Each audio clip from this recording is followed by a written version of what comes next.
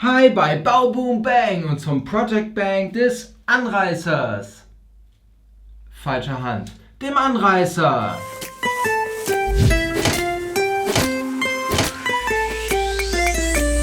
Jetzt geht's los mit dem Anreißer, aber hier erstmal die Zutaten. Ich brauche ein Stück hartes Holz, ein Metalllineal, Gewindestange M6 mit passenden Hülsen und ein Drehrad für M6. Hier seht ihr, was ich alles noch an kleinem Werkzeug benötige, zusätzlich zur Oberfräse, der Kreissäge und der Standbohrmaschine. Jetzt kommt in dieses Teil, wo hier schon ein M6-Gewinde drin ist, von oben ein Loch hinein, damit ich dort auch noch ein M6-Gewinde reinschneiden kann. Das ist ein Trick. Nee, einfach selbst gebaut, eine kurze Bauhilfe. Da kann ich das Ding hier reinstecken, mit einem 6 mm Gewinde festhalten und kann dadurch ganz senkrecht hier reinbohren. Also ich hoffe es. So, einmal hier rein mit der richtigen Seite. So. Ich könnte natürlich ein viel kürzeres Gewinde nehmen, aber habe ich gerade nicht. Jetzt stecke ich das da rein. Zack, so. Da ist es fest. Foink, foink, foink, foink. So, drin. Zack. So, fest. Und jetzt kann ich bohren. Jetzt muss ich erst den Bohrtisch eben nach oben machen. So. Ach ja. Und jetzt mache ich das eben noch. Jetzt muss ich das noch schnell am Bohrtisch festmachen. Und das mache ich jetzt einfach mit einer von diesen super Klemmen einfach hier. Ich sag nicht, von wem es ist. Haha. So, richte das gerade aus. Zack. So, da müsste das Loch gebohrt werden. Dann anmachen.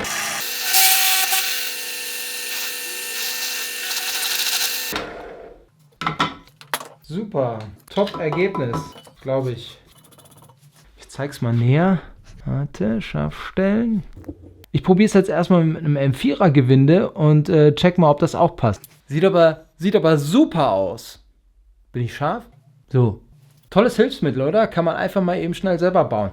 Zum Gewindeschneiden habe ich das Ganze wieder eingespannt und werde jetzt mal probieren, dort ein M4er Gewinde einzudrehen. Das ist natürlich mit einem 3,5er Bohrer gebohrt und jetzt lässt sich das Gewinde ziemlich gut reinschneiden. So, da ist Ende. Zack, jetzt schneiden wir es wieder raus. Gucken, dass wir es nicht am Ende wieder verkanten. Ein reingeschnittenes Gewinde. Super. Ihr seht, M4er Schraube. Passt, wackelt unter der Luft. Das ist mein Stück Holz, mit dem ich arbeiten werde. 2 cm stark. Und jetzt werde ich mit dem Fräser, mit einem 10 mm Fräser, werde ich jetzt quasi mir einen Längsschlitz einfräsen, wo ich dann die Gewindestange drin laufen lassen werde. Schaut zu. 30 cm werde ich hier fräsen. Das heißt, ich habe mir hier den Anfang und dann nehme ich auch das Lineal, was ich gleich nutzen werde, was gleich eingefräst wird. Mache mir hier die Markierung, bis wohin ich fräsen will. Zack. Das wird auch markiert. Dann wird der Fräser angesetzt. Hier habt ihr bei den Fräsern solch eine Markierung. Also bei mir jetzt zum Beispiel, bei meinem Fräser, ist hier eine Mittelmarkierung. Das ist quasi der Punkt, wo die Mitte meines Fräskopfes ist. Das muss jetzt quasi auf meiner Mittelmarkierung, die ich mir angezeichnet habe, laufen und dann stimmt es auch mit der Fräsung. Ich habe mir den Fräser jetzt auf 12 mm Frästiefe eingestellt und jetzt geht's los.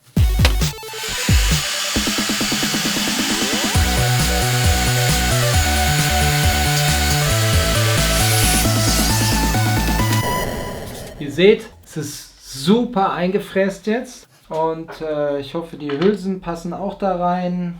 Super. Und jetzt noch der Kollege. Okay. Also das Ding ist 12 mm und ich habe jetzt 10 mm gefräst. Das heißt, ich fräse jetzt noch ein Stückchen in die Richtung und noch ein Stückchen in die Richtung. Also 1 mm da, 1 mm da. Ping! Perfekt. Passt perfekt rein und kann dann quasi hier drin gleiten. Hui. Ich glaube, ich muss das wirklich noch tiefer fräsen. Jetzt kann der... Ah, Mist. Jetzt kann der... Boah. Jetzt kann er immer schön hier hin und her gleiten. Das ist jetzt auch tief genug, was ich da jetzt gebohrt habe.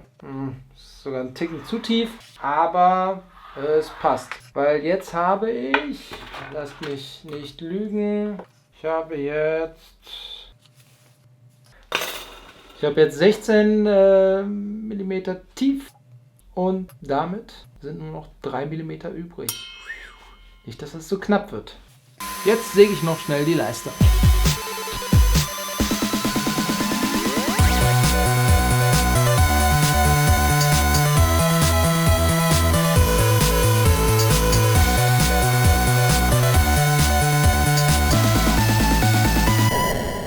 Ich habe ein Brett vorm Kopf. Ist das nicht schön geworden? Also zugesägt und schon gefräst. Super, was? Jetzt müssen hier und hier jeweils noch die Bohrungen rein, damit ich die Gewindestange hier einfach einführen kann und festmachen. Damit geht es jetzt weiter. Ihr seht da die Markierung. So weit schaut das Stück aus meiner Fräsung raus. Jetzt messe ich von hier bis zum Mittelpunkt der Bohrung für die Gewindestange. Und dieser Abstand, der zeigt mir an, wo ich jetzt sofort in meine Holzleiste quasi die Mitte für meine Gewindestange einbohre. Bei 16,5 muss ich jetzt markieren. 16,5 und dann 0,8 mm hier runter. Mit dem Anstecher das Loch jetzt markieren für den Bohrer und dann kann man es durchbohren. Ich werde jetzt freihändig bohren.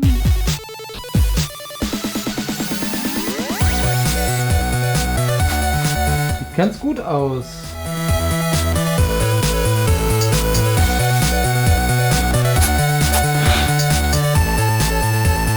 Und jetzt noch mit einem Achter hinterher. Das wird nicht besser.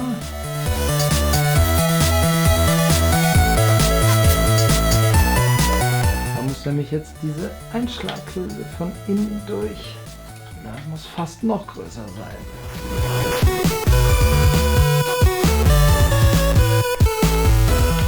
So. So, hier bohre ich jetzt mit einem Achterbohrer.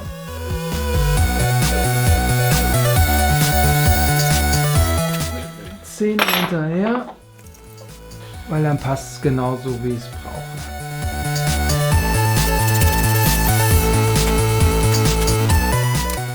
Und auch drin. Perfekt. Also eine von den Hülsen kommt ja hier rein und die andere Hülse kommt da rein. Ihr seht das hier, wie ich gerade die Hülse hier eindrehe. Also eher gesagt, wie ich die Gewindestange jetzt hier eindrehe quasi. Was ich dabei nicht vergessen darf, ist natürlich hier unser Konterstück, was auch noch mit eingedreht werden muss. Und dann kann ich nur sagen, dreh Marie, dreh. So, ich mache jetzt hier noch schnell die Kurven, die entstanden sind durch das Fräsen, begrade ich jetzt eben mit einem Stechbeitel.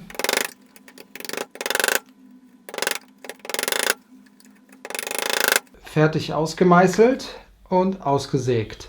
Jetzt messe ich kurz ab, wie lange ich die Gewindeschraube haben möchte. Nämlich einmal die Entfernung von meinem Drehrad. Von hier aus und hier jetzt das Konterstück entlang. So lang muss es werden. Und säge einmal kurz die Gewindestange an.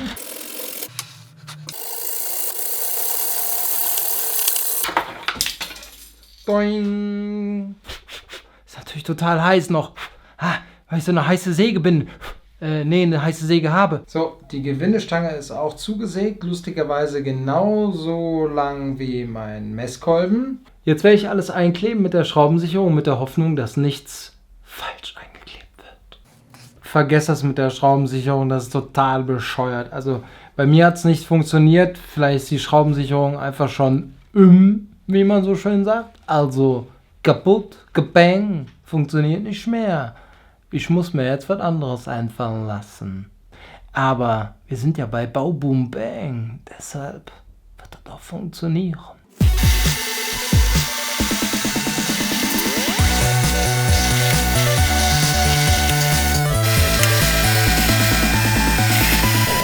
So Kinder, ich habe jetzt in die Kontermutter noch ein Loch reingebohrt und natürlich in mein Drehgewinde auch noch ein Loch. Da habe ich jetzt gerade einen Nagel zur Hilfe erstmal reingeschraubt. Da kommt natürlich gleich dann eine kleine Schraube rein, um das zu fixieren, genauso wie bei der Mutter auch. Und dann bewegt sich da auch nichts mehr und ich kann es drehen, ohne dass ein Spiel da ist.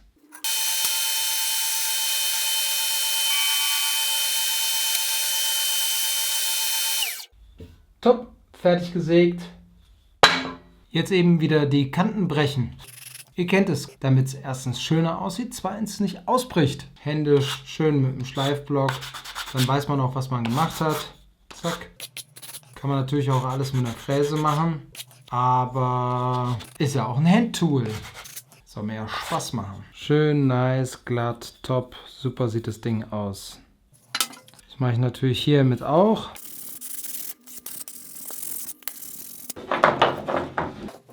Ich habe doch nur gerade die Kamera umgestellt.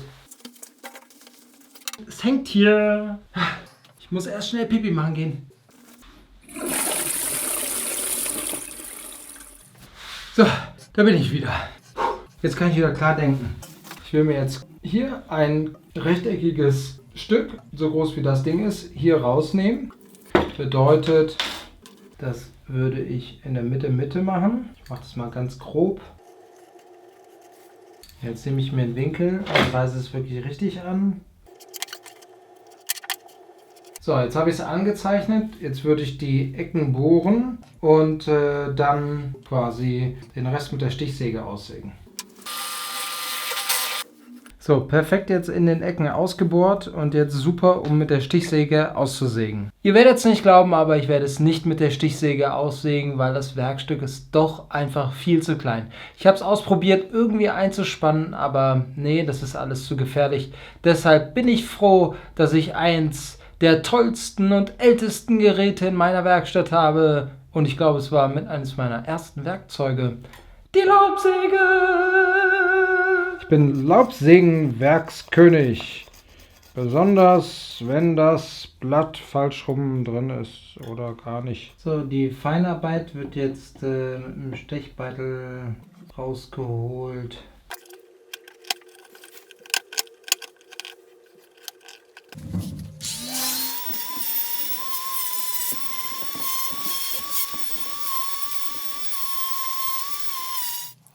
So, jetzt ist alles geschliffen. Guck mal hier, wie schön. Alles geschliffen. Und jetzt kommt die Markierung für das Inlay, um von hier aus dann eine Schraube da reinzusetzen. Jetzt wieder rausgenommen und mit dem Beitel ausgestochen.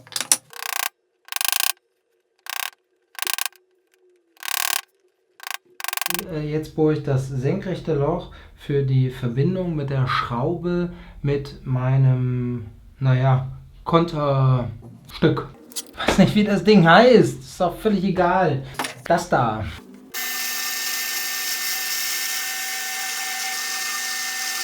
Gebohrt. Ja? Ich habe etwas, was der geklaut hat. Der Hund hat schon wieder was geklaut. Oh, Drecksack, kannst du unten die Schublade zumachen? Super. Jetzt kann ich das Stückchen mit dem Loch so nehmen und hier drüber passt es da rein. Man sieht das. Die Schraube nehmen und merke gerade, dass sie reingeht. Mein Anreißblock funktioniert. Und er fährt Millimeter für Millimeter. Top. Ich habe jetzt probeweise mal das Lineal eingeschoben, um zu schauen, wo ich denn den Stift setzen kann. Und den Stift kann ich hier setzen. Das werde ich jetzt auch anreißen mit der Anreißnadel. Und dann würde ich erst mit einem kleinen Bohrer einmal vorbohren bis unten durch und dann verjüngen, dass ich den nicht ganz durchschieben kann, den Stift. Genauso wollte ich es haben, dass ich quasi die Spitze da rausholen kann. Nur diese Stiftspitze, diese da vorne rauskommt. Top. Und damit ist es fest. Der Stift ist dann so drin. Jetzt habe ich kurz die Länge fürs Zentimetermaß genommen. Da, wo ich quasi jetzt noch eine Nut fräsen muss, um das Zentimetermaß einzulassen. Jetzt kürze ich noch das Lineal.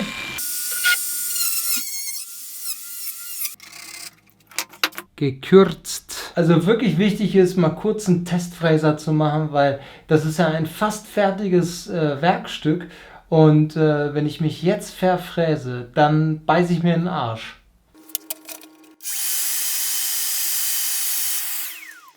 Das ist mal super, was? Seht ihr das? Da eben noch gerade stechen und dann passt es da rein. Wie Arsch auf Eimer.